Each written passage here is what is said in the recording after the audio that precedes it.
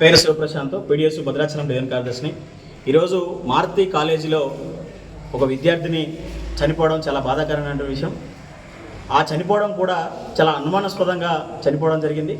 అమ్మాయి pipe floor నుంచి కింద పడిందని చెప్పేసి యాజమాన్యం తల్లిదండ్రులకి సమాచారం ఇచ్చినప్పటికీ అక్కడ పడిన స్థలానికి అమ్మాయి ఉన్నటువంటి బాడీ మీద ఉన్నటువంటి దెబ్బలకి సంబంధం లేకున్నటువంటి పరిస్థితి ఈరోజు మారుతి కాలేజీలో కనబడతా ఉంది. ఇదే కాకోకుండా మారుతి కాలేజీ అంటేనే ఒక సమస్యల వలయంగా మారుతూ ఉన్నా కానీ భద్రాచలంలో ఉన్నటువంటి కొంతమంది ప్రైవేటు డాక్టర్లు మొత్తం కూడా అక్కడ ఉంటా అందరూ కలిసి ఈరోజు దాంట్లో చేర్చుకొని సమస్య వస్తే మాత్రం దాన్ని కప్పుపుచ్చే ప్రయత్నం చేస్తూ ఉన్నారు. ఈరోజు ఈ విద్యార్థిని కూడా అదే పరిస్థితి కనబడతా ఉంది. అమ్మాయి చనిపోవడానికి కారణాలు ఏంటి అనేది కూడా ఇప్పటి వరకు చెప్పలేని పరిస్థితి. పోలీసు వారు ఒక పక్క విచారణ చేస్తూ ఉన్నారు, కానీ న్యాయమైన విచారణ చేయాలని చెప్పేసి కూడా పీడిఎస్గా మేము డిమాండ్ చేస్తూ ఉన్నాం.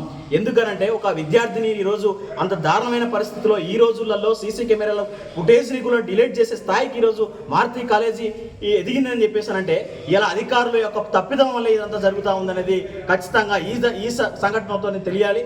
ఎందుకనంటే ఈరోజు పోలీసు వ్యవస్థ కానీ అట్లాగే సంబంధించినటువంటి ఆ కాలేజీ యాజమాన్యం సంబంధించినటువంటి ప్రభుత్వ అధికారులు ఎవరైతే ఉన్నారో వాళ్ళు సపోర్ట్ చేయబట్టే ఈరోజు ఒక అమ్మాయిని కోల్పోవడం జరిగింది. కాబట్టి న్యాయమైన సంబంధించినటువంటి అమ్మాయి కుటుంబానికి జరగాలి.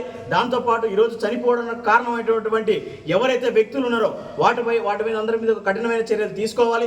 ఆ కుటుంబానికి ₹1 నష్టపరిహారం ఇవ్వాలని చెప్పేసి కూడా పీడిఎస్గా మేము డిమాండ్ చేస్తున్నాం. లేని పక్షంలో ఖచ్చితంగా దశల వారి పోరాటం నిర్వహిస్తామని చెప్పేసి ఈరోజు భద్రాచలం ఏరియా ఆసుపత్రిలో ఉన్నటువంటి ఇక్కడ ఉన్న డెడ్ బాడీని కాలేజ్ దగ్గర తీసుకెళ్ళైనా సరే వాటి మీద ఖచ్చితంగా ధర్నాలు రాష్ట్రంలోకి చేస్తామని చెప్పి ప్రభుత్వాన్ని అధికారులను హెచ్చరిస్తా ఉన్నాం.